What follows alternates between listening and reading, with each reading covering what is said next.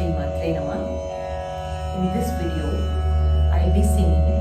the verses 11 to 20 in the Raga Gauda.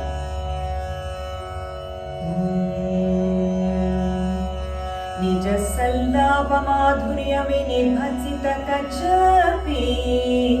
मंदस्मित प्रभा पूरमज्जत् कामेश मानस अनाकलित सादृश्य जुमुख श्री विराजित कामेश बद्ध मांगल्य सूत्र शोभित कंदर कनकांगद कियोर कमनीय भुजान्वित रत्नग्रेवेय चिंता कलोल मुक्ता फलान्वित कामेश्वर प्रेम रत्नमणि प्रतिपणस्तने नाभ्यालवाल रोमालिलता फलकुचद्वै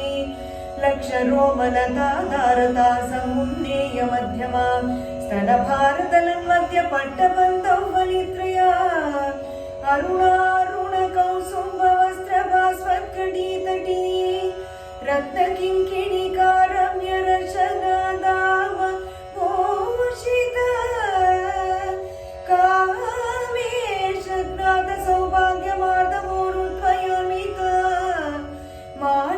माणिक्यमकुटाकार जानुद्वय विराजित इंद्रगोप परिक्षिप्त स्वर पूर्ण भजांगिक गूढकुल्भा कूर्म कृष्ण जयिष्णु प्रभदान्वित नकदीदिति संचन्न मज्जन तमो गुण पदद्वय प्रभाजाल पराकृत सर्वारुह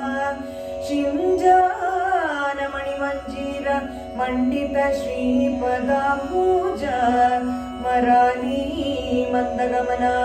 महा